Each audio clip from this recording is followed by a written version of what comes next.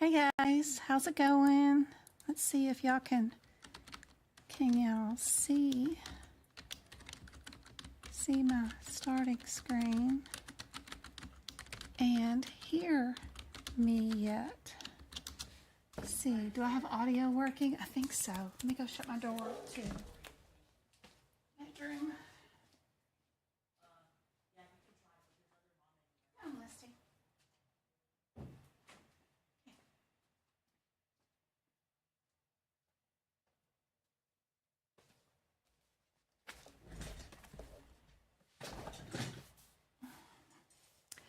Yay guys, awesome. Sorry about that delay. As soon as I hit for OBS to open up, the computer crashed. I started to open up OBS 15 minutes early, but yeah, that took me 30 minutes to get the computer to respond and reboot. I don't know. I was overworking it, I guess. But I do have a ton of cool questions for you guys today, too. So I was all like really bummed. So that was stressful. But let me get back over here to OBS and switch the screen. Oh, I got to set up the Word document. Hold on. Forgot about that. Word document. Let's see. Yeah, there we go. There we go, there we go, there we go.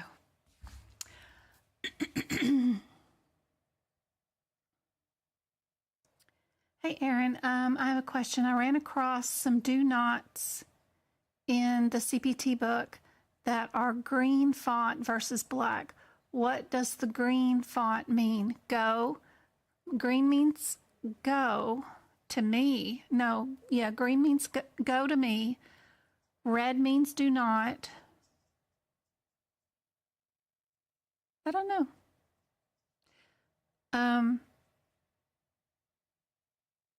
But I am human, so who knows? I may have made a mistake and used the wrong pen at, 3 in the morning when I was doing my notes. But in general, all the do nots are red for me. And then all the do's, like when it says use this code with that code, are green. But I am human. Who knows? Y'all can make up your own color scheme too, so it doesn't matter. So like on CPT code 22527, see if my camera will work. Properties.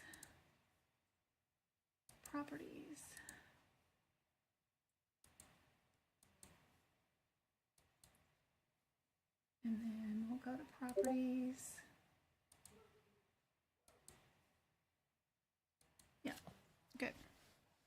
So if you're at code 22572, the green is what I use for use this code with that code, and then the red do nots I mark in red throughout the book, but you can come up with your own color scheme. I draw a line when things are percutaneous because that means just under the skin to me, because it looks like a needle going under the skin. And then the other thing that I do in musculoskeletal, of course, is if the CPT code starts out with the word closed, I circle it in orange. And then if it starts out with open procedure, then I circle it in green. But those are my favorite things that I do in integumentary and musculoskeletal. Thank you, Go-Kart, about the thumbs up on the live. I'm so sorry I started out late. Let me see what I missed in chat.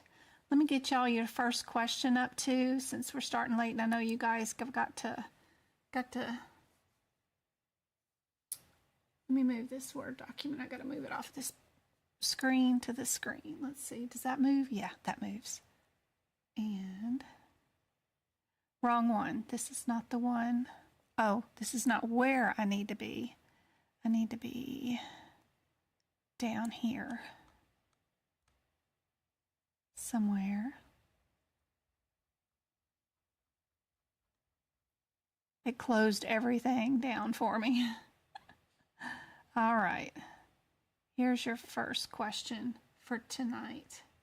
Y'all can work on that one while I look at chat and see. Now that is just not the right size. There we go. That's much better. There we go. While I check out chat and see what else I missed. Y'all can put your answers in chat. Hey Trina. Hey Go-Kart Aaron. The blank CPT pages in the CPT book mark notes. Can you write notes on those pages? Of course, you can write whatever you want.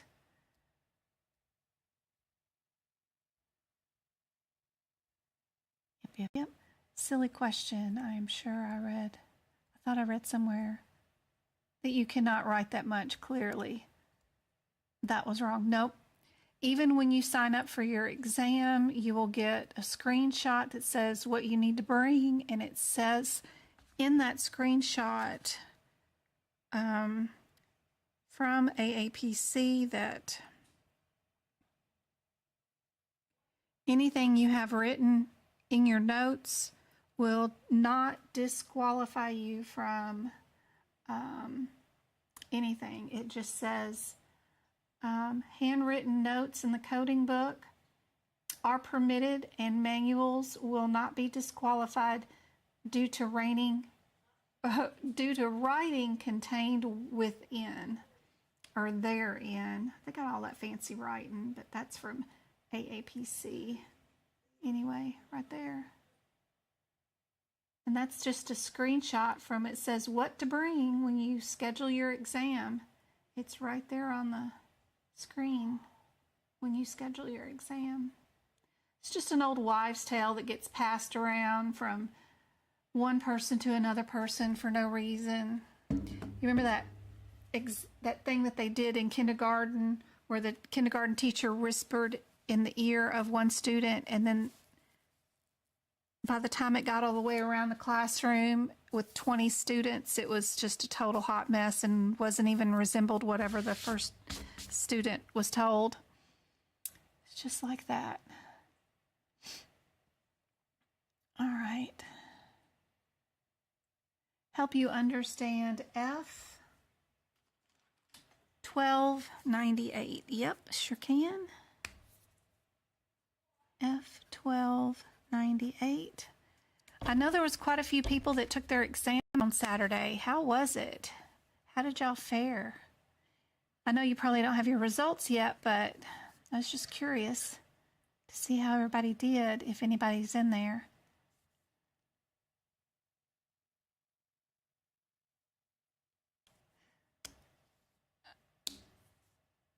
Aw, thanks, Aaron, about the cardiology section. I hope it works.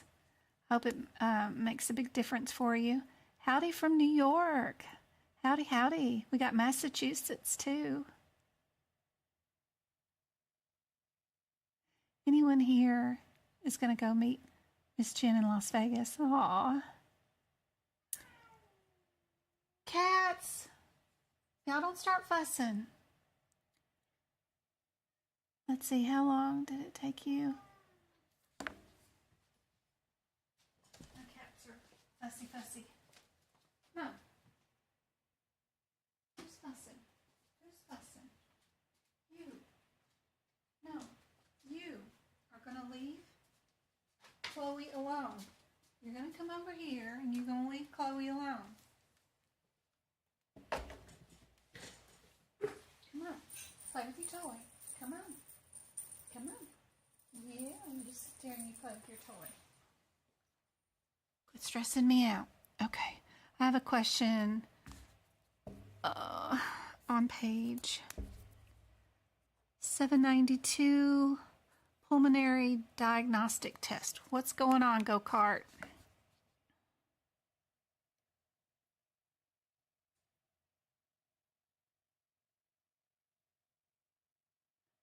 A magic wand and a vacation. Me too. Nope, no one's. I mean, Twinkle could have won. She's in Cali. And as far as I know, she hasn't quit her job working and helping out me. So as far as I know, she didn't win the $1 billion. Good gracious. Mighty me.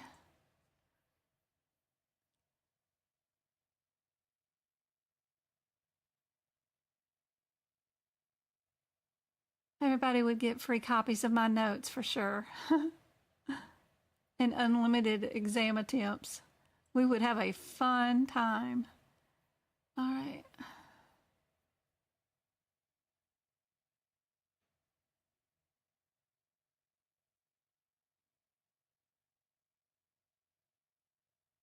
Anybody know the answer to this one?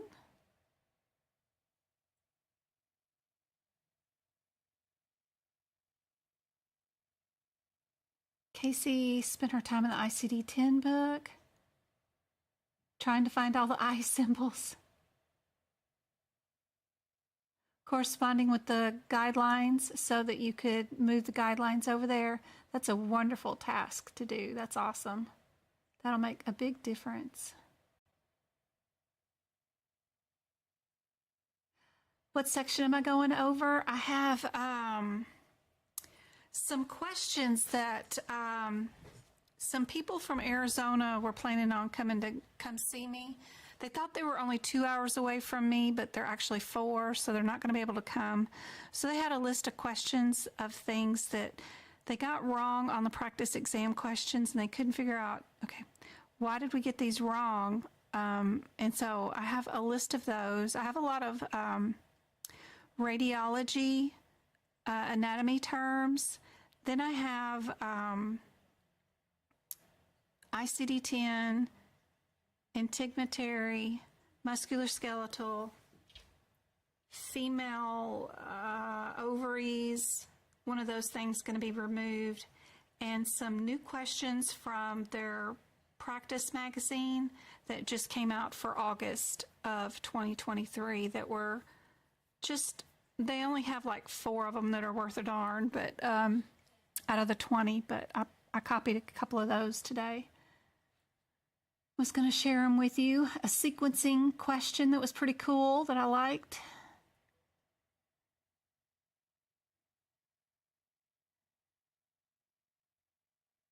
Gets us all with sweating bullets. All right, I have a question. Ran across do nots. Okay.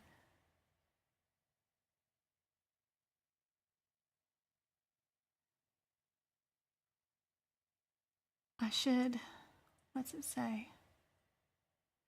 Can I explain 94013 forced vital capacity? That's a good one. Who took their question?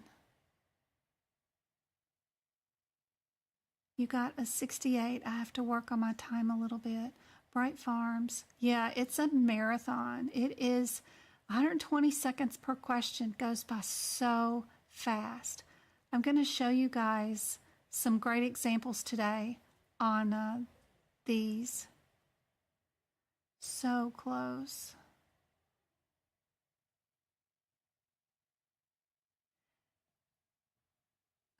OB says, thank you so much. You made a difference. I did the cases within 10 minutes and I got 7 out of the 10 right without reading any of the questions. That's perfect. Perfect, perfect, perfect. That's great. Don't forget, if you buy my notes off my website at medicalcodingbygyn.com, you got 30 days to download them. So don't forget to download them or I have to resend you the link.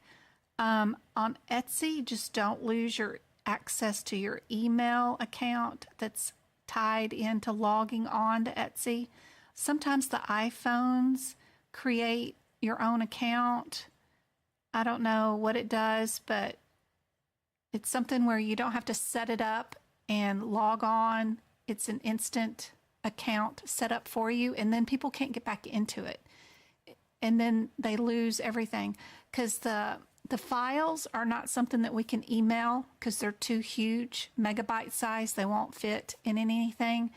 And you have to be able to download them from the site where you purchased them. And in Etsy, they're kept under your purchase history, under your Etsy account, under your own name, and you go in there and you go look at your purchase history, and then you can download those forever. As long as you can get in to the account, great. They're always saved and they're always there, and you can re-download them as many times as you need to. On my website, it sends you a link, and it just wants you, for some reason, to download them from that link within 30 days. I don't know why it does that. I wish I could make that unlimited also, but maybe one of these days I'll figure that out. Let's see. Aside from, I understand the rationale of people making flying questions. I know, like if you were a medical coder in real life, it would be really unethical to bill a patient for their visit with only 120 seconds to look through their chart and then bill for that day. That would be, I mean, you'd have so much stuff wrong or miss so much stuff or bill the wrong thing by not paying attention. So it's not a good evaluation, I don't think, of how good of a coder you are. Plus the exam is already coded for you. You're not actually coding. You're just picking out the correct answer. So it's a different thing. It's totally different. It's not a coding thing. It's how good of an exam taker you are. This one right here, y'all were all saying D. D is right. Good job. What about this one? What is the term for when a body part is rotated so that it does not produce a frontal AP or PA projection? Different way of thinking about some of these body positions.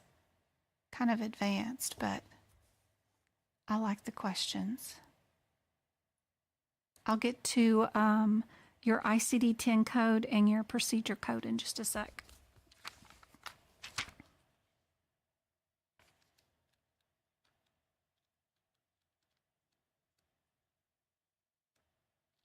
What do you guys think is the answer for this one?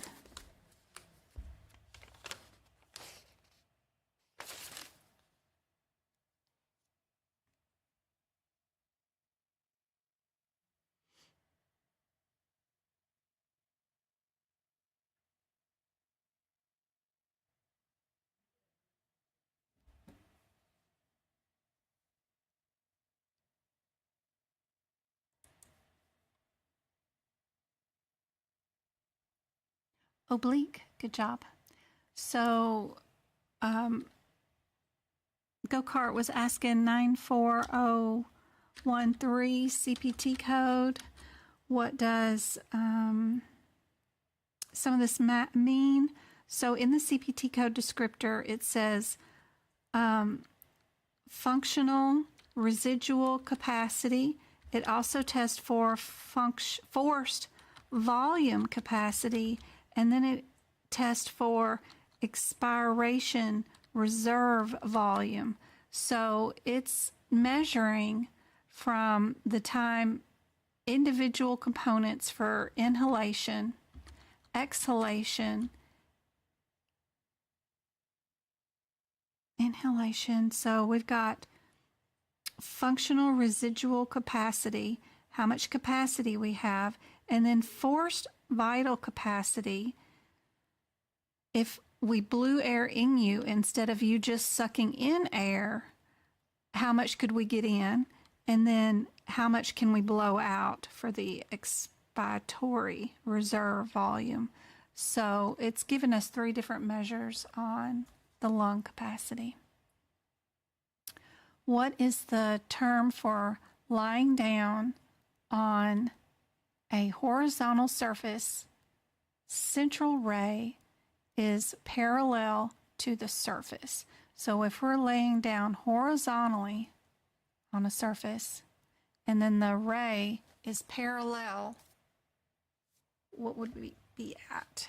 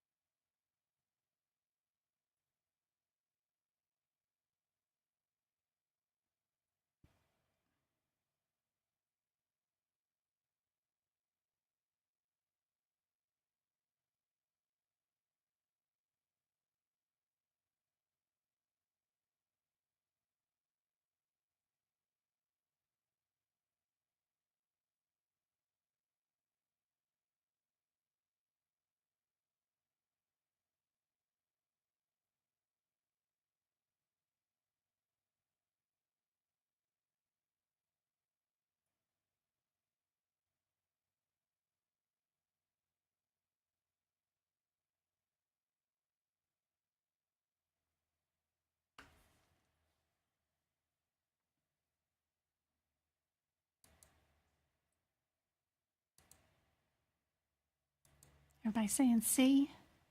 Perfect. What about the term used when the side of a patient is closest to the film during the X-ray? I've seen that question before. Let's see if...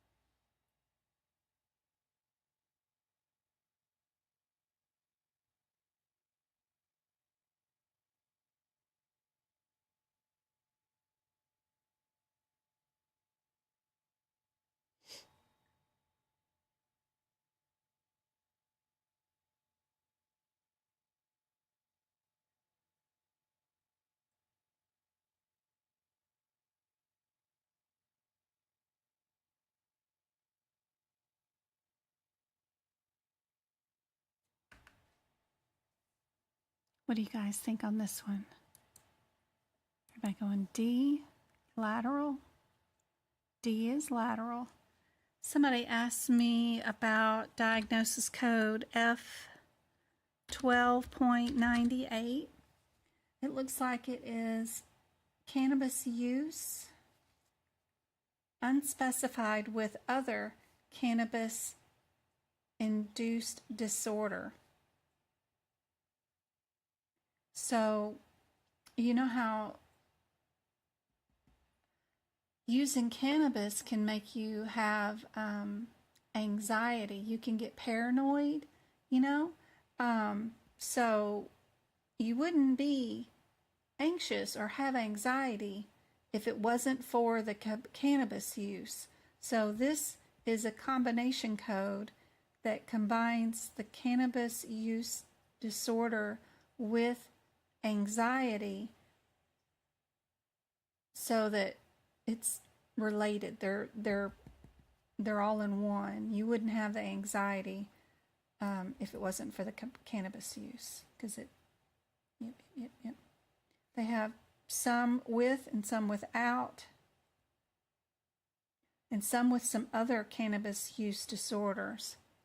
What are some other ones?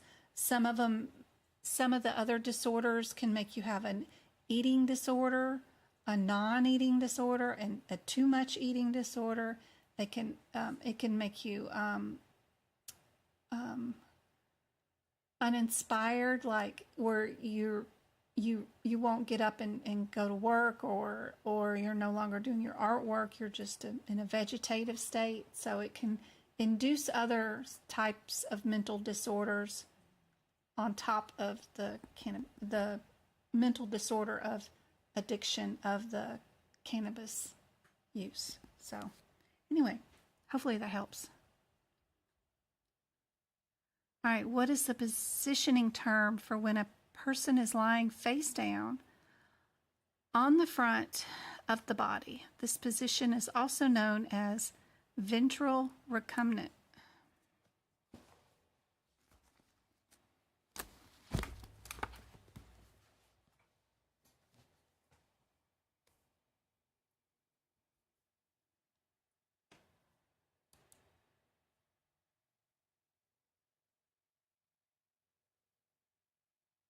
Oh, you're great, Indy. I hope this helped. All these questions right here are part of COC, so hopefully this helps.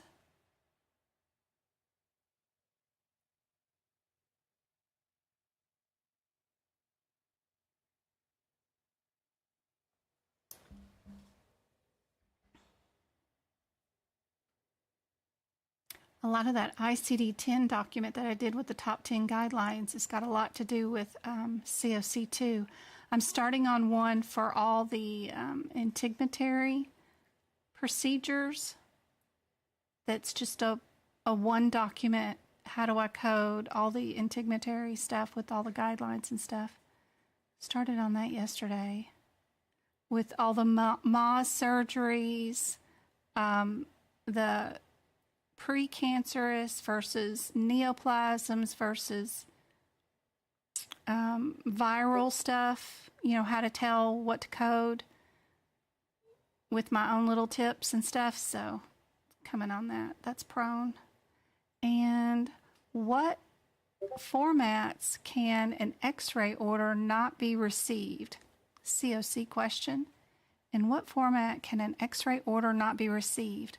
Written order, email order, telephone order, or fax?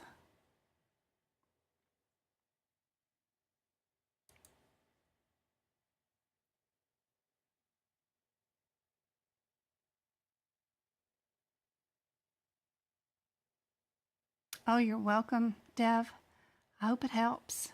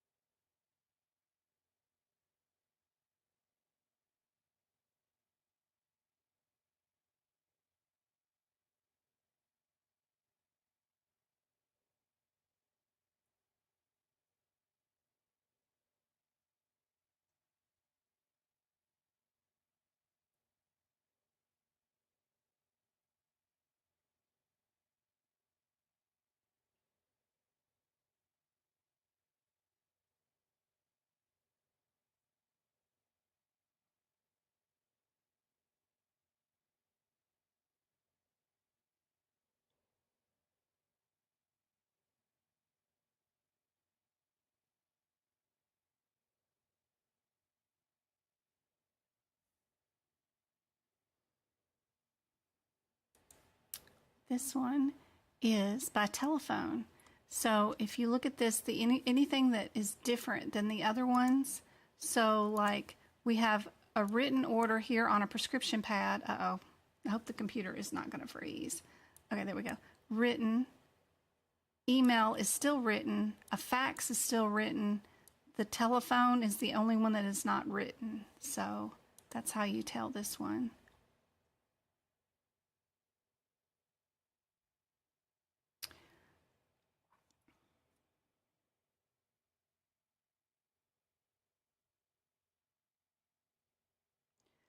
The lateral decubitus position is commonly used like in hip procedures. They're usually lying on the non-operative side of the extremity.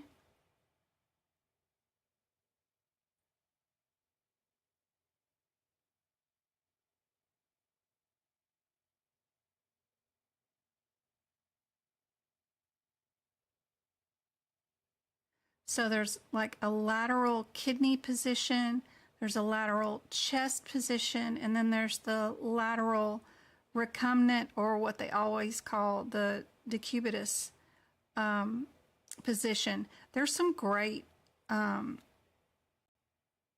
images of those positions on Google. So all you got to do is Google the 3 types of lateral positions, and then switch your search to images, and it'll bring up what those look like in a visual sense, which it's hard to describe over the internet, but seeing it is a whole lot easier. So that'll work a whole lot easier.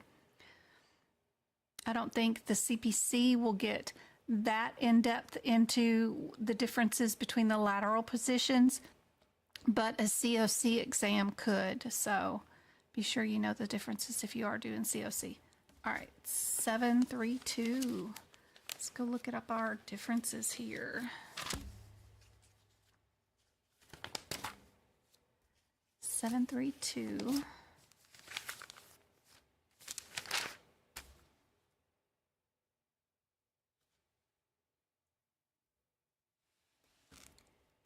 Seven, three, two. Oh, we have CT upper extremity. Upper extremity. 3201 is with contrast. 3206 is angio CTA. And then 19 is a child code. We can't do much with it, but that is an MR with contrast. So what did we do it on?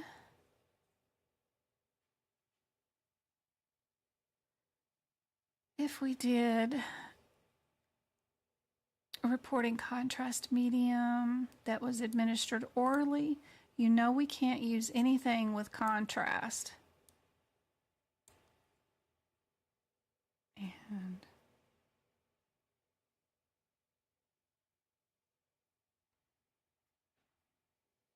so that helps get you down to that 50-50 shot.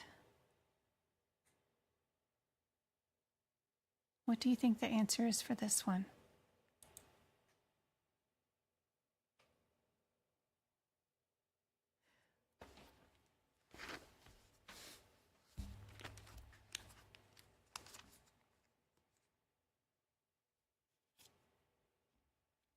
All these radiology views and stuff, I would put that information in the front of the book here at page XXIV, where all the positions are at.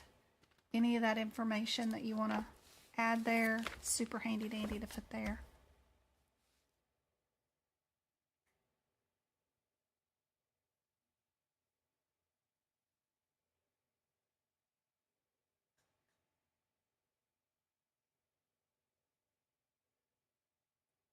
Yep, you sure can. I sure can. Yep. Let me, I gotta open up another document while y'all work on this question. Everything crashed. Thanks. Yep, gotta open up that. And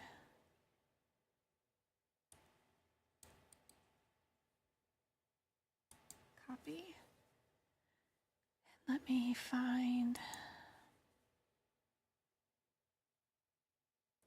the internet for you.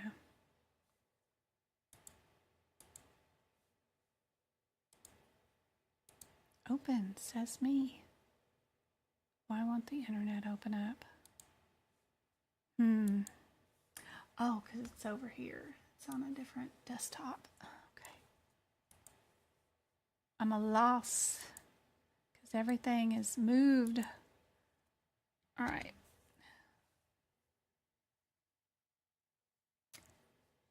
The answer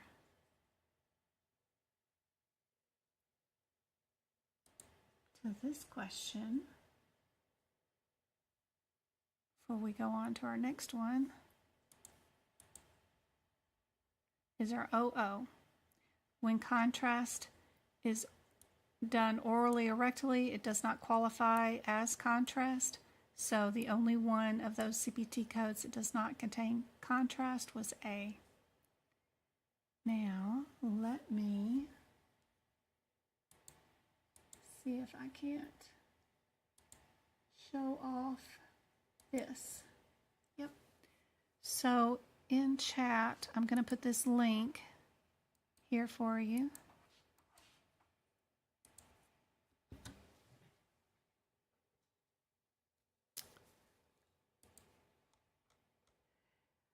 Medium is just a name of like item, like contrast medium. Medium is just either your drink or your rectal suppository or your IV solution. It's just the name of something. Hold on, my cat wants out. Hey, Magpie, I let you out. Yeah, there you go. I need a cat door. So it's just a medium. That's just like, it's just like a paint color, a medium. It's just, it lights up on the screen. So it's kind of like a painting color. but it just means item. Medium just means item, contrast item, whatever you're going to drink or use as a suppository. And then what was your other question? Okay, so here's the link for the CMS website. And when you get there, they have all these available courses, which you can get certificates for. And you can add these to your resume. What was the ones I thought was really cool? So you can do one on Medicare CMS forms. You can do one. Here's the new ICD-10 one. I was interested in that. It's an hour long, but you get to learn to identify ICD-10 structures format, recognize their features, and find. There's a little small quiz at the end, and then if you do it, you get a certificate that pops up that you could save as a PDF and attach to your resume. Procedure using for CCS people, a HEMA that do the PCS, they have that course. This is the one that I always have to do. You can see how it's purple because I've had to click on it. Every December, I have to go in here and do this one. And you get a certificate, and you can attach that to your resume to say that you've done CMS's Medicare Part C and D fraud and waste and abuse training, and you've completed that. They also have fraud and abuse. They have SNF billing, which is nursing facilities. They have appeals and grievances for Part D and Part C. Brand new ones, which are cool. But I bet that ICD-10 one would be nice. But it's not hard. You just go through each lesson. You saw how many parts there were that popped up a second ago, and you just click to begin. And then when you finish it, it'll give you a spot where you can type in your name, and it'll give you a certificate, and you can answer the questions. It's not difficult at all, and there's unlimited retakes. It's not like anybody's gonna fuss at anything. This is the fraud and abuse. See, I've already done it. So they're like, do you want to resume or do you want to restart? So, it's not bad at all. You just type in your name right here, and that goes on your certificate when you finish the course. So it's cool. It's not bad. But all that stuff you can do, it's free. And they do change them out. So you can come back in here and look at it from any time. Hopefully that's helpful.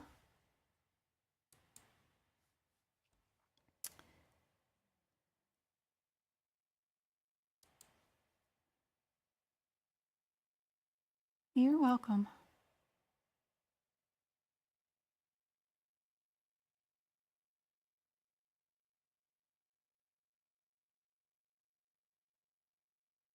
Yeah, they're easy to do. Good. JB did hers. You're welcome.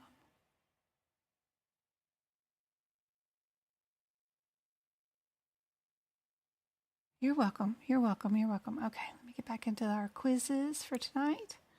All right. And which one of the following is a study of vessels in the heart? Vessels and heart. Is it a DXA, an MRA, an MRI, or a CT?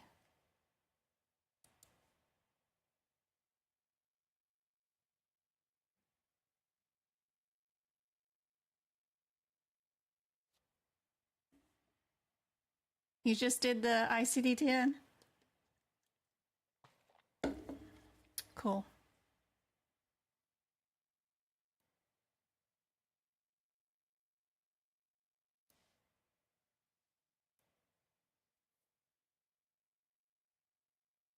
Copy of the certificate and what it looks like is on my website under shared gallery too.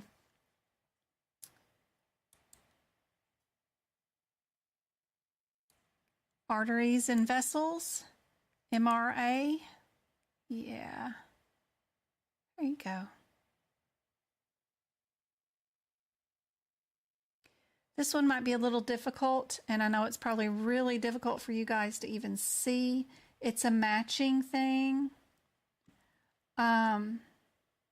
It's matching what a field is, what a fractionization is, what an MEV is, what a multi-field is, what a shaped field is.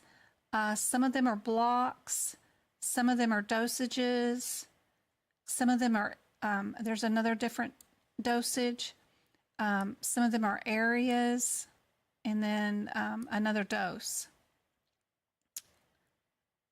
Probably more of a COC question set than CPC, but I was just curious to see what anybody knew about these, and I couldn't find the answers in the ICD-10 or CPT for this. I hadn't checked the HitPix book yet, but this was something that they might test you on for COC, but the answers aren't in the book, not like CPC where a lot of the answers are on, you know, a certain page. You can eventually find it, but I couldn't find this one there. So anybody know what a field is out of these?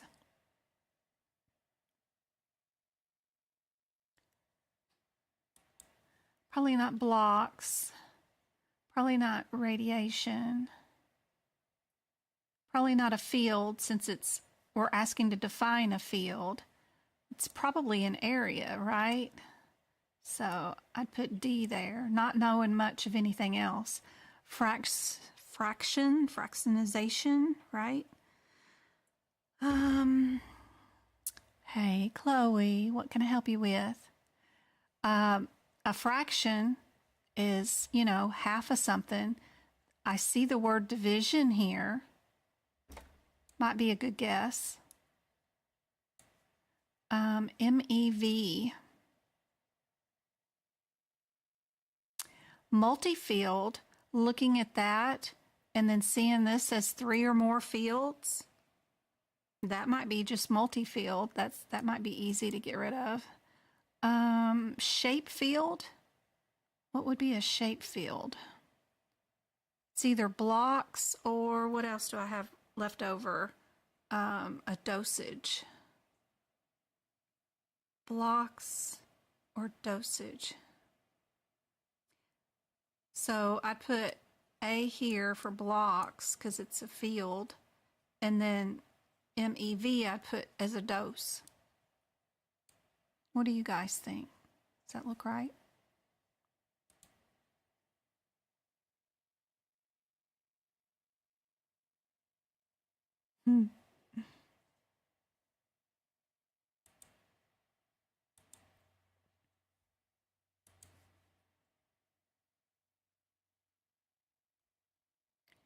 All right, I got field is the geometric. Fraction is the word division, so that's good. MEV is our radiation dosage. Multi-field is the 3 or more fields, and a shape field is a block. Okay. All right, to the questions for the students that were hoping to come see me and then they couldn't because the drive is going to be a little long. These are some of the questions that they may have missed in the practice exam questions, and they wanted to know how could they tell the differences faster during the exam. And a lot of that is book prep and book prepping the CPT codes before you get to your exam, so you know exactly what they mean ahead of time, so that when you come to a question during your exam, you're not reading the CPT code descriptors and trying to figure out what the differences are on these descriptors. During the exam, you already know what your difference is, and you can either write on your exam booklet or just do 2 answers at a time if you're doing it in person, like on the computer screen. If you're doing it remotely, they won't let you write on the exam or on a piece of paper anymore on your desk, but I kind of have to do like two answers at a time. This code means that code means this, and then look through my question and then do the other 2. But anyway, I like to go numerically. So 19100 is the first one numerically, and that's a biopsy, right? Is our one difference, and it's through the skin. So it's percutaneous, and that's my, every time I see something that's percutaneous, I draw a line under it, under that word percutaneous, and that line just means to me that that's just under the skin. So as shorthand notes, I would write BX under the skin. And then my 19120 is lots of breast tissue. This would remove even the areola, lymph nodes, a ton of area around it. It would remove a lot of breast tissue. The 25 is markers, is my one word difference for this one. And then my 2, because everything under this 91 has its own header, which is underneath the header of breast. But the 92, because the second and third digits are different, then that usually means we switched headers, and we did. And that 92 means we're introduction. We're introducing something into the breast, probably a breast implant. So just knowing that this was a header difference, that these 3 are dealing with the breast, and then this one is dealing with introducing something into the breast, that helps. So I'm just going to check through my question to see if I can see if we did just a biopsy today, if we've removed the entire breast and lymph nodes and everything, or do we have markers? The question is 2 pages long, and I usually just start at the bottom and I just skim my way around. And I see that we do have markers. So I would know right away with just that one word that our answer is going to be D, because of my one word differences. And that's why it's super important to go through these codes before your exam, figure out what your differences are in all the ones that are the parents under the same header, if it isn't clear, because the 19120 and the 19125 are both excisions. And the difference is that the 120, it'll remove a cyst, omas, benign stuff, tumors, adjacent or near tissues, including ducts, the areola, I said, just tons of stuff it could remove. They're both open procedures, so they're both going to look different. The difference is that 19125 will have either blue dye, it could have the word seeds in there somewhere, or it could have the word wire. And I think this one had, it had a wire too, also in the question. So it had 2 of types of markers. Then it also had the staining blue.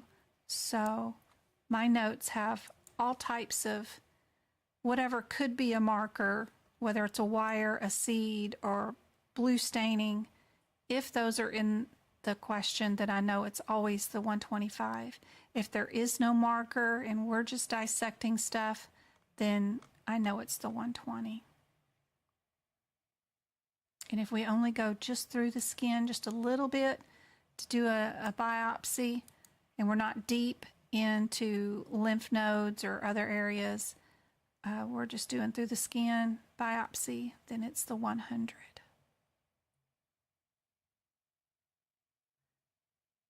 That's what makes the difference on these codes. I just go look for markers. If I don't find any markers, then I know I'm 120. If it's an excisional biopsy. If it's excisional, then it's 120 without the stains. If it's just a needle biopsy, then you know you're 100. So that's why book prep is so important here. This is the kind of stuff that I'm putting down on that integumentary, what you need to know for your exam, the differences in the codes, and how that would help you out for this one. So right here, I just wrote out what I just told you is that this one is through the skin biopsy, that the 85 is an introduction, and that both of these are open excisions, but one of them is with markers.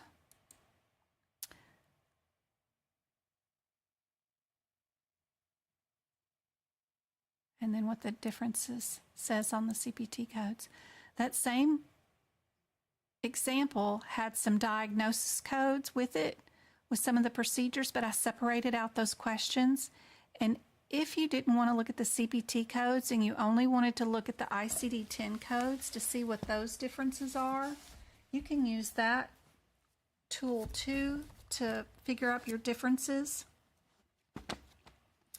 And what I like to do is just go look at my purple headers for the differences in these answers.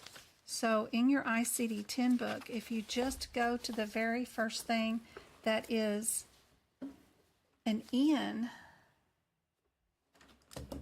the very first purple header, I'm in the AAPC ICD-10 book for 2023, and I'm on page 897. The purple header for the very beginning of anything diagnosed with N is glob whatever disease, and that's super helpful. If I go to the very first C purple header, we're getting malignant neoplasms. And then if I go to the very beginning of the D and look for that purple header, we're going to get neoplasms. And then R's, of course, are signs and symptoms. So when we look at our differences here, we've got just that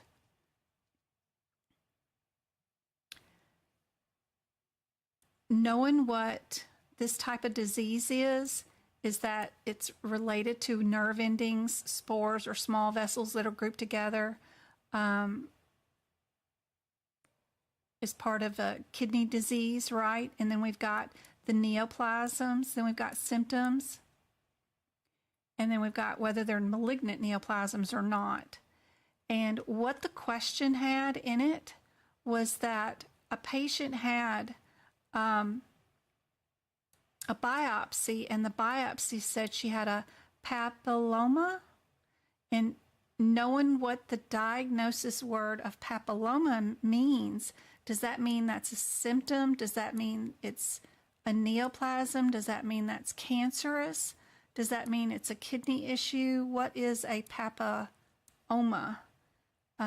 Is also helpful. So this is just like a growth, like a wart. They're usually around the areola area. And knowing what that definition is also something that's going to be helpful for this particular exam question. And you'd know that that was non-cancerous. So you could pick out also the D answer for this one, just because you knew the purple headers. You don't have to go down to the individual D24.2. All I did was go to D and know that that's non-cancerous neoplasms. I went to just C and figured out that was cancerous neoplasms, and that is helpful. That's how you pick out the answer for that.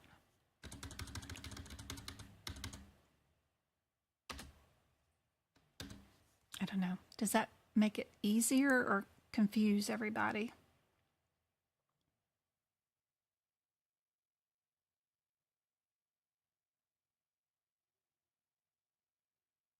what you're looking for, like methane blue. What ID the words? So they had it in here a couple of times for that particular question.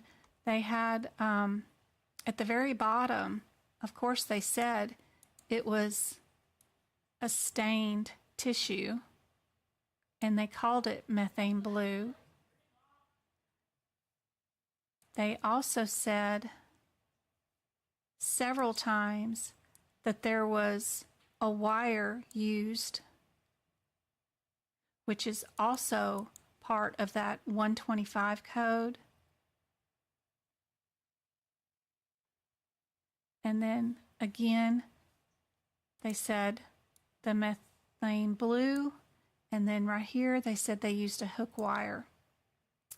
So they said it 4 times in that particular example that they used a marker or a wire. They only have to use one, but anything that says a stain, a wire, or seeds will always be 125. If they don't use any wires, stains, or markers of any sort, then you're 120. And if they just use a needle to do a biopsy and it's not excisional, then you know you're 100. Sorry, I hope that's helpful.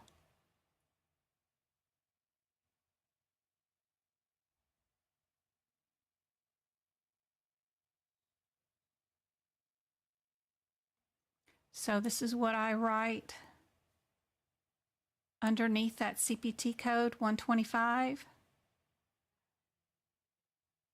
And this is what I write underneath 120. And then the 100, this is what I have written for my notes.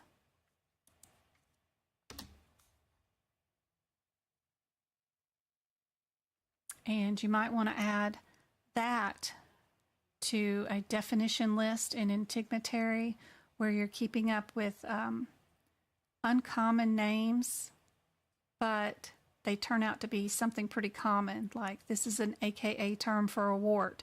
There's a plenty of those different types of names for warts. If you go to like that 17100 page, where is that?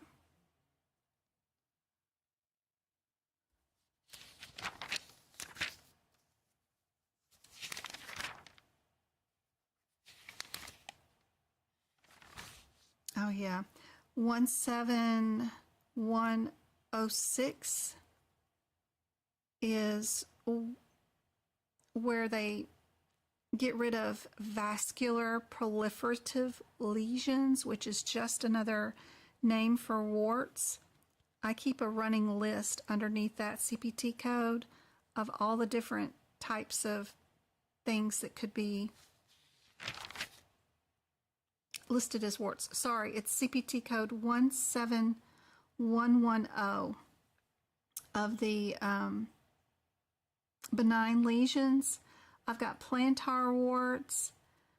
I also call them, so it's code 17110 equals warts, but I also call them plantar warts. VERRUCA VULGARIS, and we can add papillomas to that list. All those are all that type of same thing. The other one that I was talking about, the other code 17106 is for birthmarks. So anything like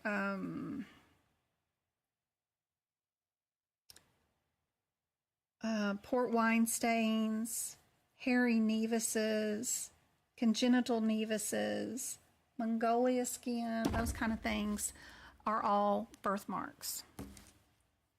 So that stuff's kind of handy dandy to know.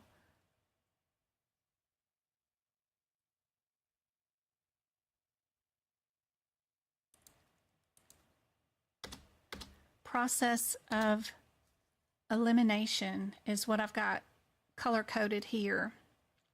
If you had this exam question to do during your exam, what I would do is just look at them with blinders on, of course.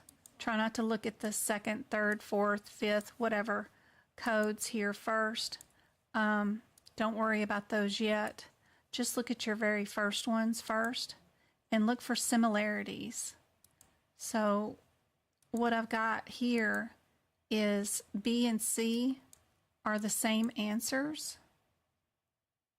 And then D and A are different. So what's easiest to do is to just eliminate A and D and move on to see what else is different. But if you don't want to do that and you do want to look them up different individually, you got to be quick. So I don't recommend going all the way down to 20.A. What I would recommend is just go to T20 and stop there, because you will see that T20 is burns of the face, head, and neck. If you go to T23,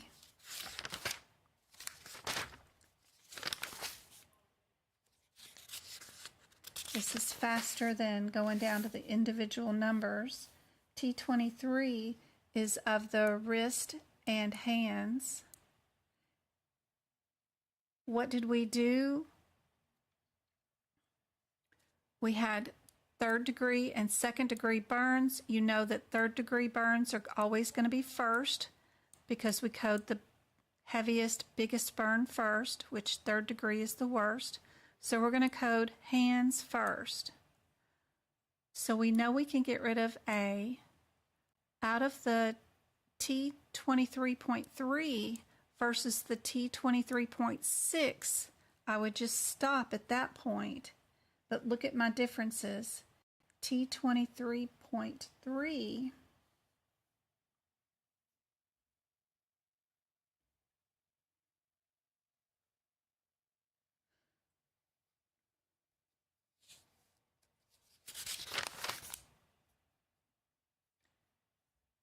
is third degree burn of the hand and wrist still.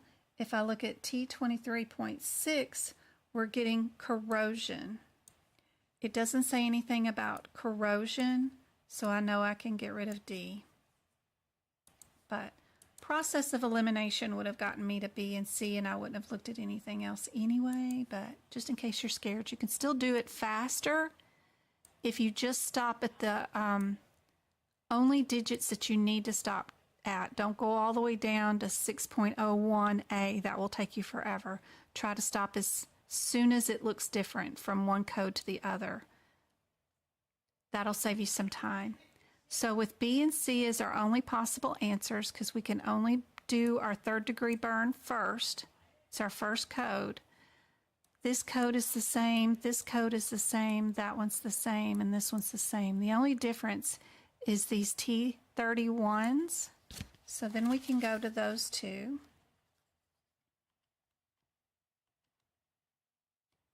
And just look up our differences. Our T31. T31.1. They both have 0.1, so I have to go down to the last digit to see what our differences are. T31.11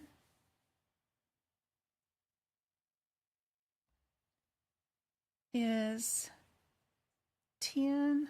Y'all probably can't see that one.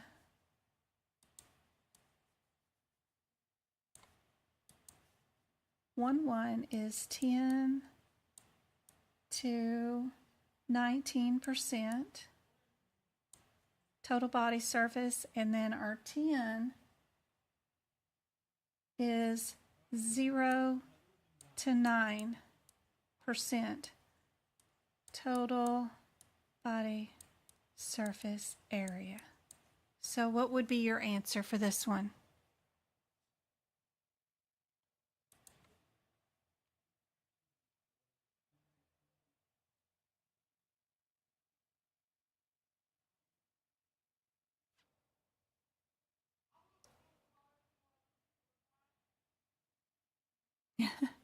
Aaron guessed. Just be careful not to add these together and get 10%. That's what they're wanting you to do. Be sure you notice that in your ICD-10 book, that these codes are only for third-degree burns. You're not under a combination of second and third-degree burns. If you combined both of those, you would get 10%. If you knew that you weren't supposed to combine those because you were only coding for the third-degree burn, then you would pick out C as your correct answer. So pay attention to your differences, which are the green font in here. We're only dealing with the third-degree burns. Hold on just a second while I go get the kids to be quiet.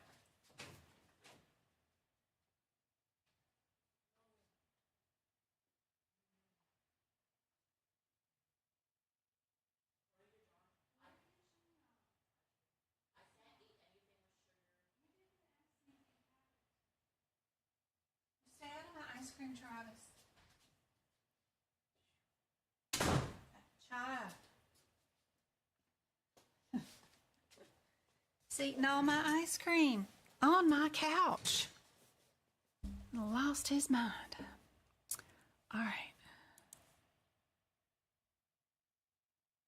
So this is just a show you what I did is that I only went down to the T20, saw that that was face and neck. Then I went down to this one, saw this was corrosion. So then I kept my B and C. Then out of these two, my only differences was 10% or 9%. So then you just bill for just your third-degree burns. Yep. That's all.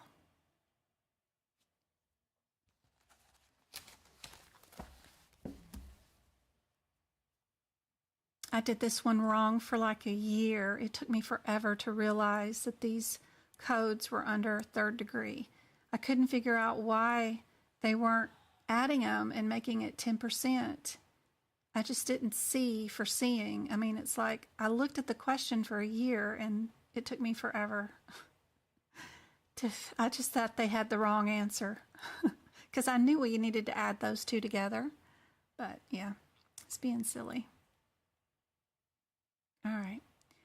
Our next one. So my little trick about the second and third digits in a CPT code, a lot of times, not always, but a lot of times, if they're different, then that means there's a different header for those kind of codes. So when I look at this question, you know, I put on my blinders and I don't pay attention to the second and third or fourth or whatever codes are coming in after all this stuff. Don't worry about all that. I'm only looking at my first codes because if they're all different, then I only need to pick out the correct answer for the very first thing I need to code. And that just makes things a whole lot easier. So I'm thinking there's going to be a difference between the 225 and the 226 with the header change. So let's just go look up those differences real quick. So if we were doing 225, we're under the header of anterior. 22, let me see, 22. Oh, maybe not. 22533. Where am I at? This one's lateral. Sorry. This one's lateral. This other one, the 225, 54, is the anterior one. And then if I look at my 226s, 226 is posterior, and so is this one, posterior. So it's probably a difference between those two posterior ones.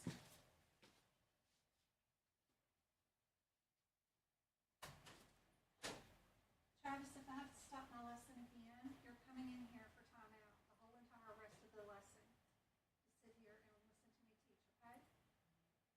Keep your mouth down. All right.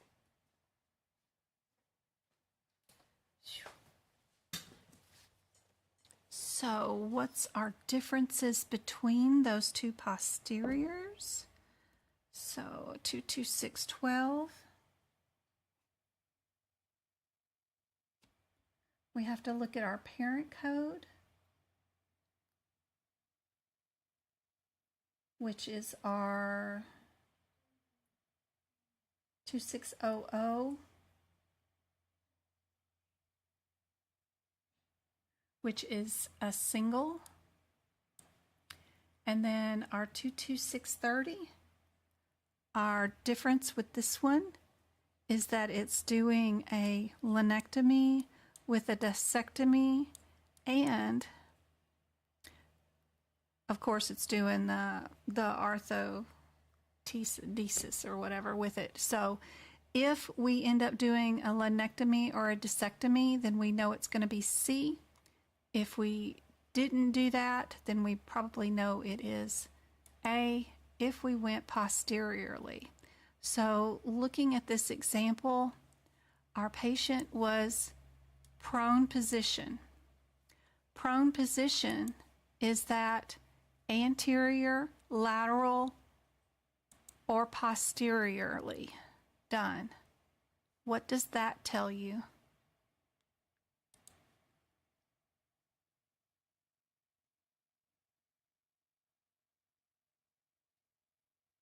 Thank you, Lasagna. What do you guys think? Prone position, is that anterior, lateral, or posterior? So if they're laying prone, they're flat on their belly with their back up, right? This patient's in the kneeling position, so their legs are down like that, but their back is right there, right?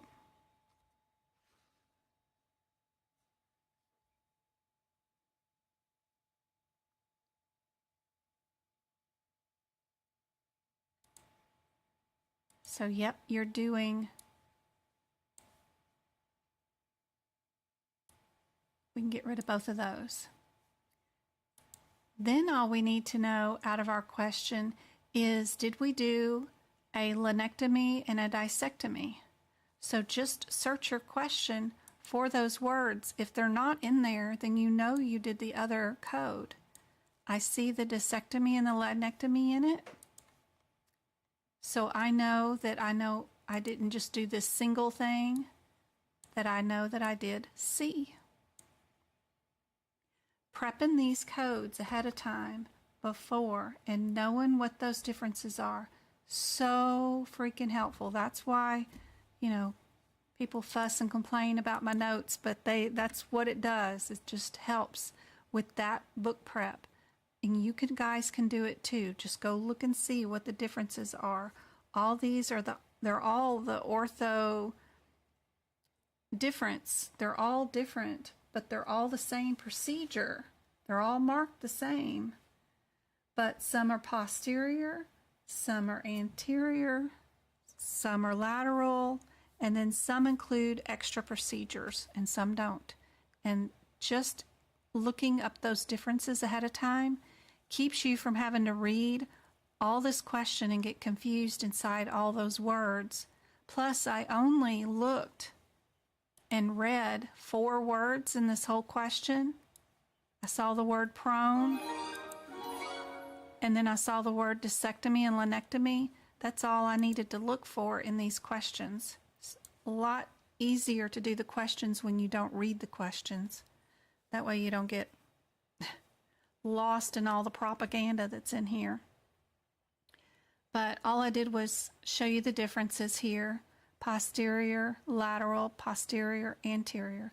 A lot of these surgeries in musculoskeletal and in integumentary and even in cardiovascular is what position did we go in first? Are we atrial? Are we ventricle? Are we posterior? Are we lateral? How did we get into the body? Then you can figure out the rest after that.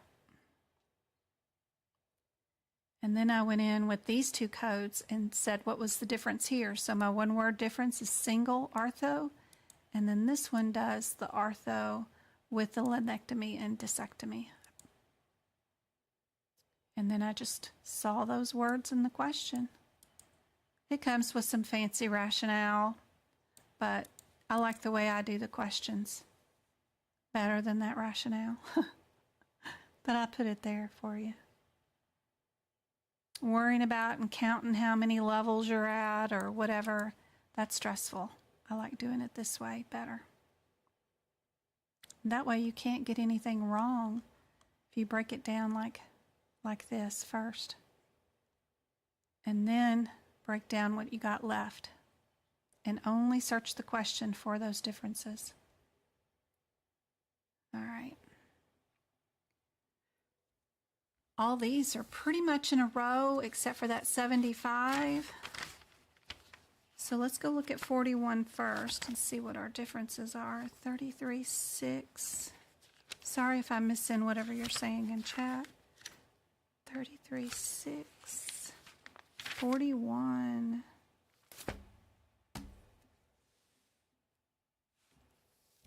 So we've got a repair. They're all repairs, actually. But what's your differences? Our 41 is an SEC. Our 45 is a sinus venous. Our 47 is ventricular, because they're all patches. And then 75, where are you at? 7 is a closure. Is a closure. This one's a closure. The rest are all, these are all patches, repairs. So the only thing we need to look for is, did we do a patch? And if we did do it, where did we do the patch at?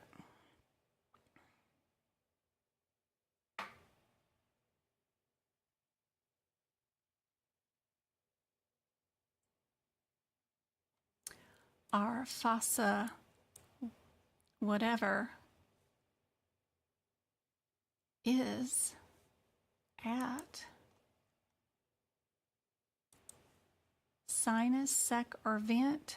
They also tell you and give you a hint up here in this diagnosis too, which is helpful.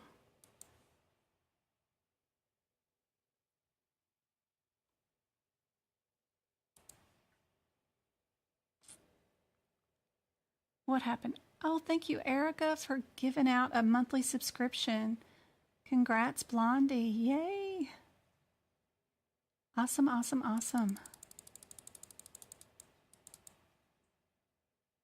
It applies to all CPT codes. Yes, absolutely. I even do my E&Ms this way too. Now, I don't do the process of elimination with E&Ms, like where I would just eliminate A and D just because those numbers are far away from the other 2 numbers that are super close. I go on and look up my differences between all my E&M codes because E&M is a different bear. But in anywhere in CPT, I do the process of elimination, just looking for codes that are super similar. I would have not even looked up the 75, I would have gotten rid of it just because it's not super close to these three right here. And then these three, I would have written my differences down. And then just search my question for that difference, which is right there. And moved on to my next question. So right here, you can see that this is closure. They're all patches. 2 of them are atrial, but the difference is one's ventricular and one's septum. Feels like I'm saying a Harry Potter spell. But anyway.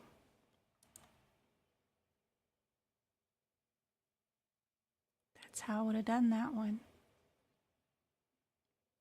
This one also came with some diagnosis codes as possible answers. So if I went and looked up these differences between the diagnosis codes, again, I would have stopped at the point 0, looked up and saw that this one was ventricular. The 0.11 is written twice. So for process of elimination, since that answer is written twice, I would have automatically eliminated A and D. And they just want to know, do we know, would we diagnose this patient with symptoms and the defect, or would we just diagnose them with the defect? The question had them up here. It said a patient with shortness of breath had a diagnosis of this. So you just need to know your guideline for that one. And our guideline is that if signs and symptoms are routinely associated with the disease, then we don't code them. We leave them off. And shortness of breath is something that would be commonly found with this type of defect. So we don't diagnose it. So you know, again, your answer would have been this one. But if I was to look up all the answers, I would not have gone down past the 2, past the 1, and past the 0. I would have not looked up that number or that number. I would have just looked up the differences. One of them is atrial ventricular, one of them is septum, and one of them is ventricular. And then I know the R's are always symptoms, so I would just symptom, and I forgot to put with symptom right there. I forgot to write that.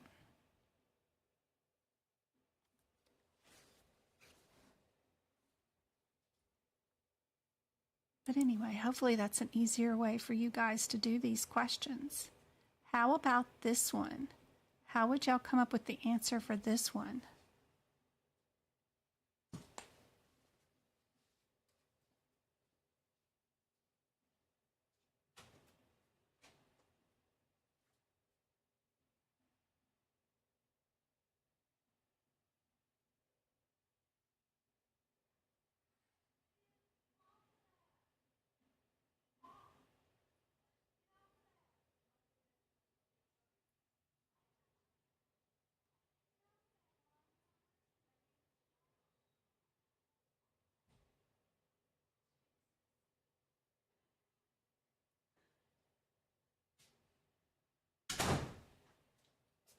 Sorry, I had to go yell at the kid again.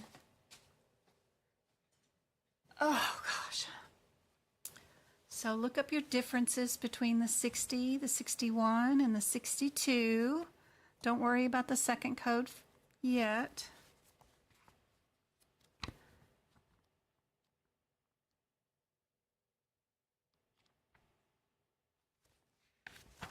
What time is it getting to be?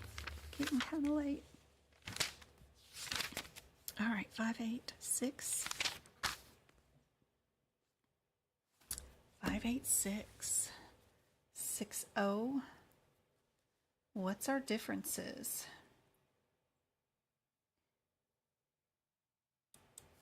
Between these codes. So our 60 is with adhesions, lysis. This is with removal. And 62 is with electrocautery lesions. We're going to do a lesion. So, what did we do to our patient today? We removed tubes and ovaries. So, you know right away that we would get rid of lesions and adhesions. We're going to do the removal. Now we just need to know our differences between the 5/8 and the 63. 5/8, 63 and 5/8. 63 is with ablation, and 58 is with a biopsy. Did we do ablation or did we do a biopsy?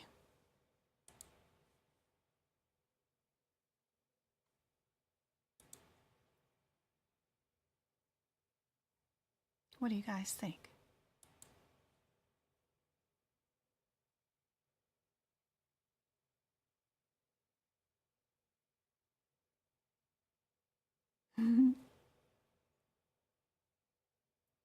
Sequencing cancer codes. The best thing to do about your cancer codes is to do like what I did in my notes, is which are available if you guys want to just copy what I have written. But I took all the guidelines for cancer and I wrote them on this first page in our C neoplasm page of our diagnosis code book.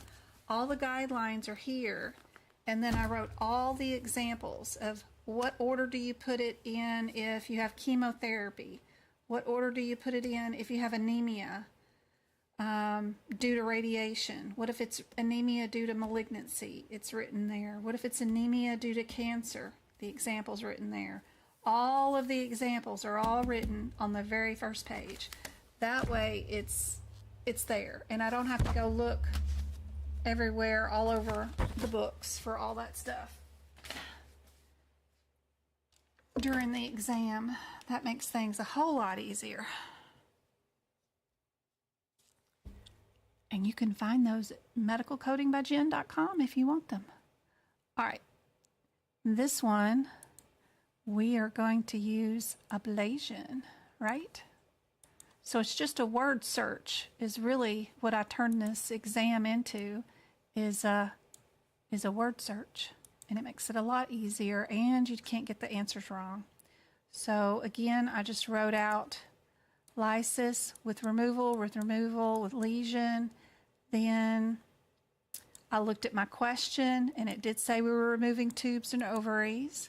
So then I looked at my differences here, ablation or with a histoscope, but actually with biopsy, because they're both histoscopes. Yep. And then they have their own fancy rationale to go with it,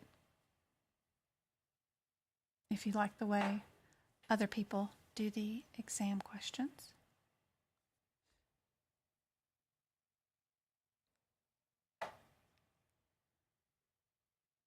All right.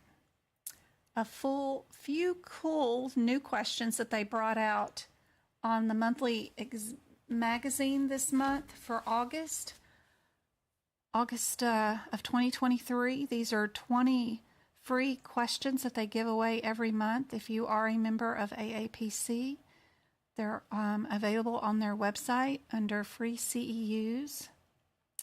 And this is a question from this month's magazine.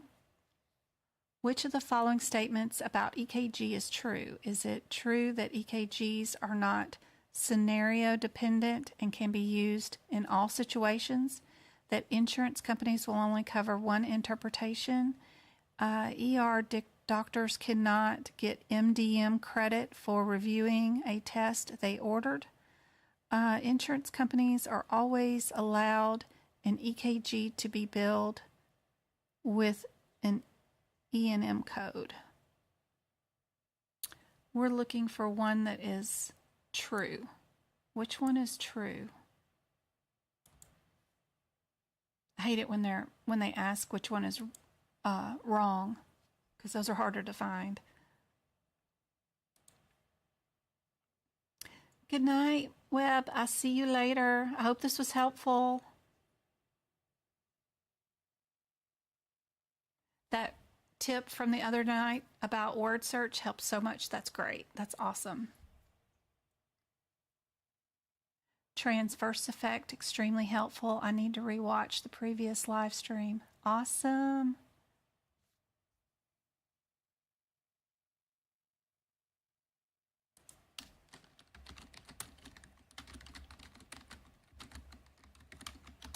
Yep, medicalcodingbygyn.com. It's super helpful.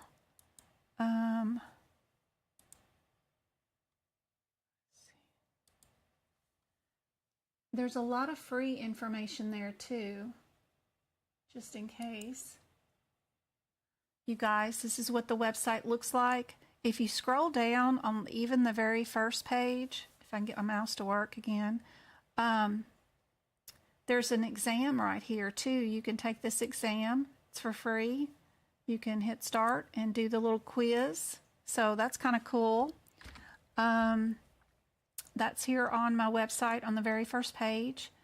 Under social media, additional educators are here too, but under social media, if you want to join our Discord group, which is so helpful, if you're taking a course or anything, you should click that join. It's completely free.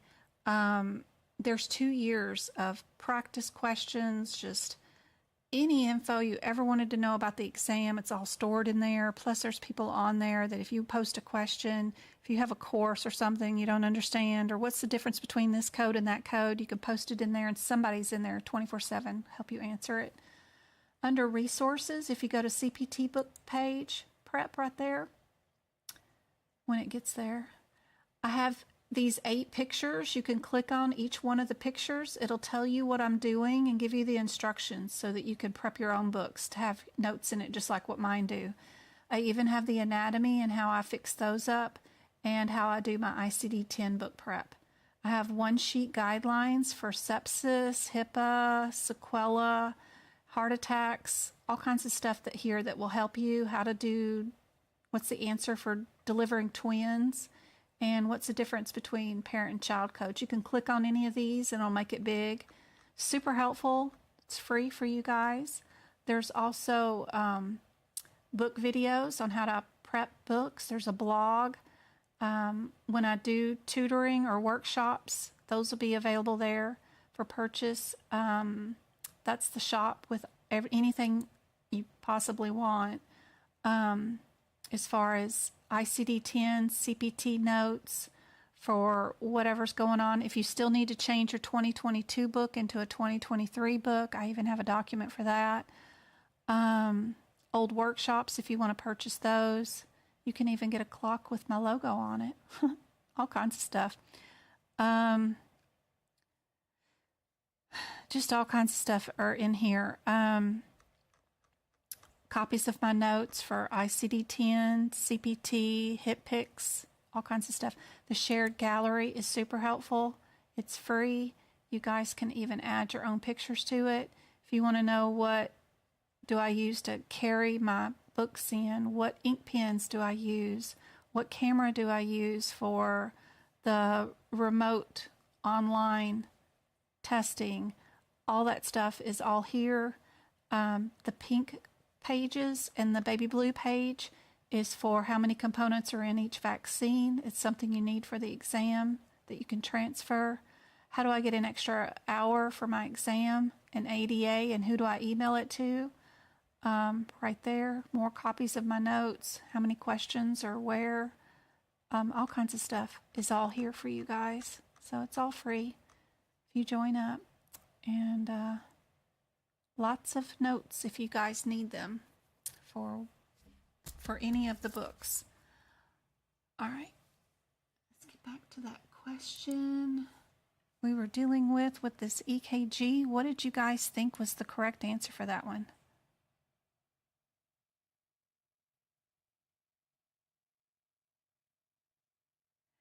You got to sign up for an account, Diana. So log in with your email account, verify your email, and then you're in.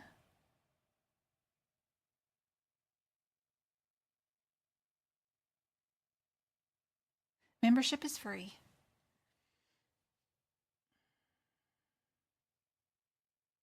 You can do the online quiz that's on the front page for free, but you will have to register if you want inside the website as far as looking at all those pages I just showed you. But the front page is free. Yay, you just added Discord, tons of rooms in there. All right. This EKG question, is that what somebody's saying C is the answer for? Maybe? It's B. Insurance will only cover one interpretation for EKG. According to AAPC, they say that is the answer. Which CPT code was added in 2023 for prolonged E&M services provided in the inpatient or observation setting?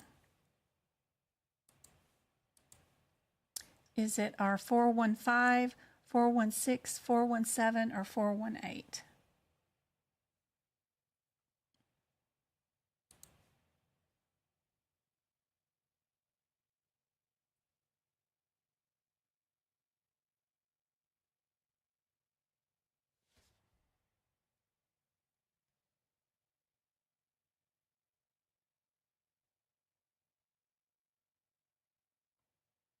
Yep, D. D is it. Good job. 418. What about when a medical record documentation includes both unspecified description and a specified description of a condition? Which should you code? Unspecified, specified, both, or query your provider?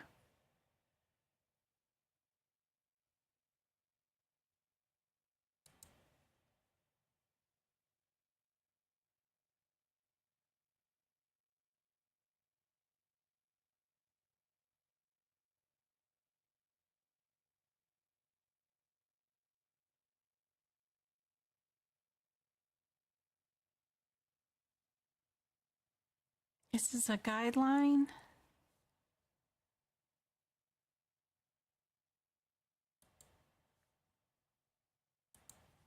Whoops. I don't know what it's doing now. Go. It's not query your provider.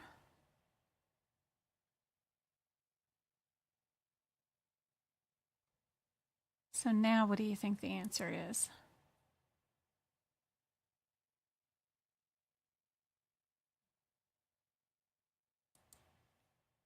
It's not both. We got to be certain. We got to decide which one we're going to bill. Are we going to bill unspecified or specified?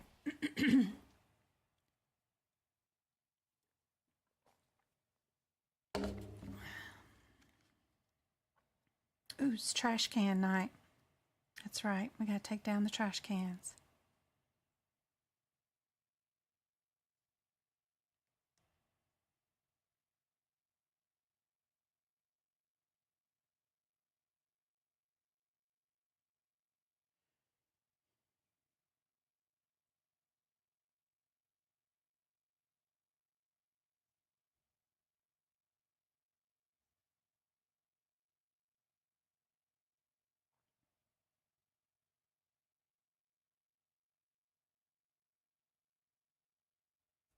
If we have both listed, we're going to order and code the specified one, not the unspecified.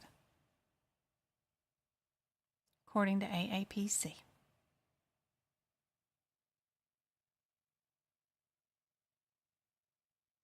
Yeah, local determination, yeah. But for this particular one, this particular question, they want specified. When the medical record documentation includes both unspecified and specified conditions, code to the highest level of specificity according to your ICD-10 guidelines.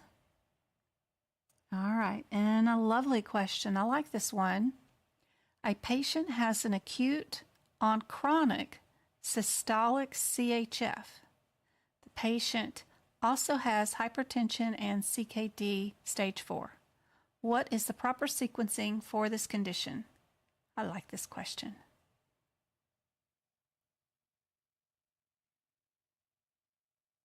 What do you think the answer is for this one? Yay! So we just gave away a YouTube membership to Lino. Congratulations. I hope that helps you out. Thank you guys for the thumbs up for today's live. I hope it was helpful. I'm sorry I started off late today. Computer issues, But I hope that's helpful. On that YouTube membership, you'll have access for 30 days for my exclusive YouTube videos for the paid membership, which are the individual CPT code book prep. I do book prep where I draw on the book and write all my little notes in here. And I save those recordings and post them for the YouTube memberships to be able to watch me book prep. And then you also get access to old workshops that are 90 days or older.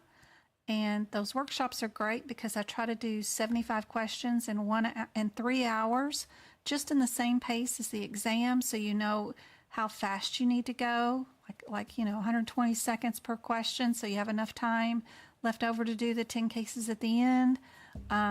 It's fast. It's really, really fast. You don't have time to evaluate guidelines and take your time about things. You have to go really, really fast. But it's a great way to see a bunch of practice questions, 75 in 3 hours, where you can pause the video, try to do the question yourself, see if you got the answer right by releasing the video.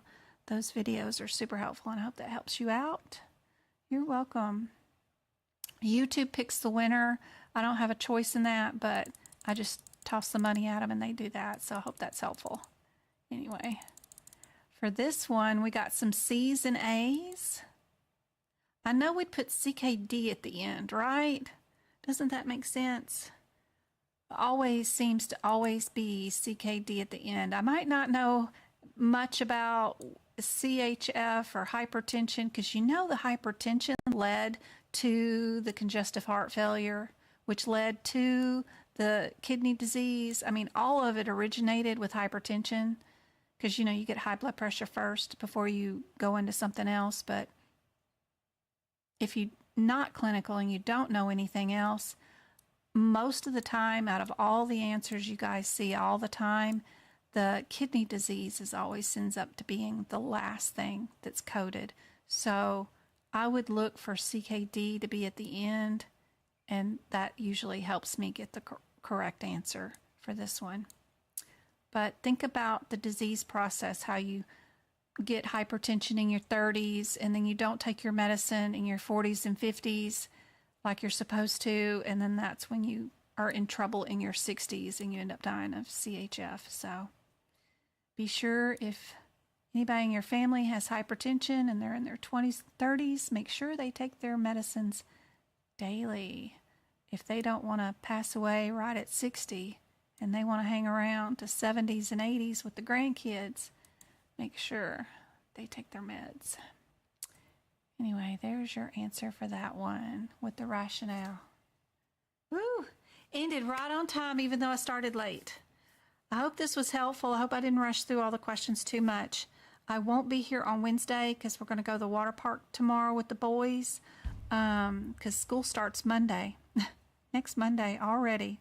Their summer is over with, and I haven't done much with them at all this summer. We went to Texas to see Uncle David, but I think that's about it. Is that all we did? I don't remember, but I think that's all we did. So we're going to go to the water park tomorrow and get sunburnt in this 120-degree weather. Right now, it's still 110, and the sun just went down. So it's going to be miserable, but that's okay. I got a cabana for us so we can sit under the shade, and I'm bringing a fan, and I'll just sit in the lazy river. But I'll try to stream on TikTok for you guys so you guys can hang out with us. We're going to spend the night in Vegas tomorrow night and take the boys school shopping for the last minute items that they need for school on Wednesday, and then drive back home on Wednesday. So my oldest will be home and my mom will be home. So it's just me and the two little boys going. But I will be back on Friday night to do 2 more hours of free lessons with you guys. And I hope you guys will hang out with us. You still have summer school going on here? Gosh, yeah. The boys start high school on Monday. They're both going to be in 9th grade. I know. As long as we don't get a monsoon to hit us, we'll be okay.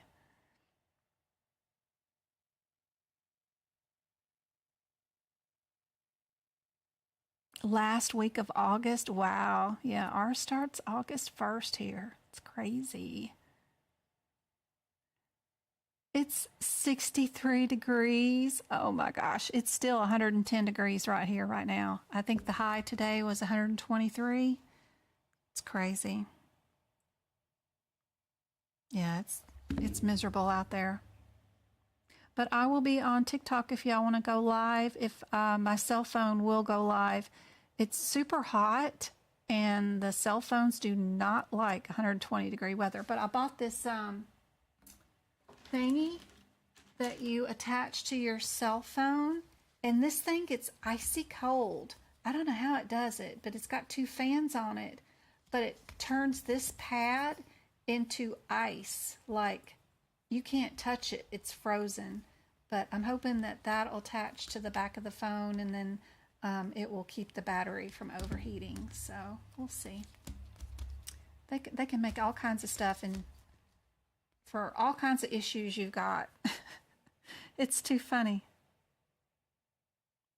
When did they end their school year? Let's see. Their last day of school was... Jeez. Where are we at? The 24th of May, that Wednesday.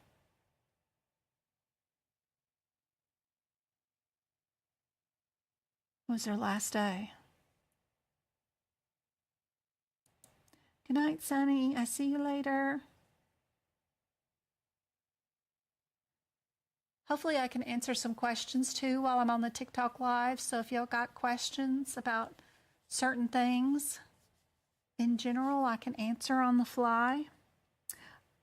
I think it's a 22. I don't think it's a 23, but it's a 22 Ultra with the like 500 memory, but I've already used up all the memory. I got so many pictures and videos.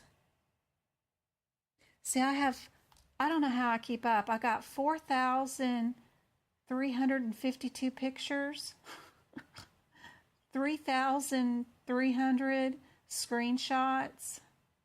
Just a nightmare of stuff that I'm always trying to keep a picture of. Look at my little man. Look at Travis. He's ready to go to the water park. He says he's all in. My kids, they're hilarious. They're so much fun.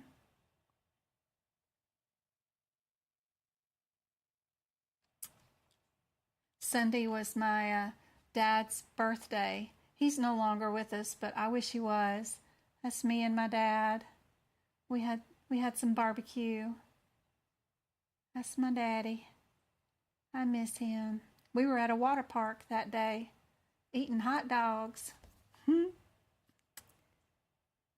He's been gone since 2013. Still miss my dad. Oh, look, there's Travis, first day of kindergarten. And now he's going into his first day of high school. I can't believe it. They grow up so fast, guys. They do.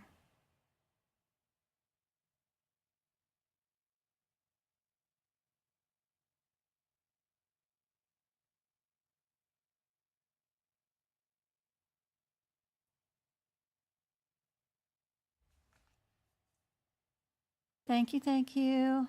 I know, I need one with a terabyte. It's crazy. I have it backed up on the cloud. I could just delete them, but I never know what picture I might need. So, wherever I'm at, I have copies of all my lessons, my screenshots of my notes. I never know what I'm going to need because I'm always answering questions on the fly. So I've got every picture known to man and every video I ever took. Good gracious. It's so funny.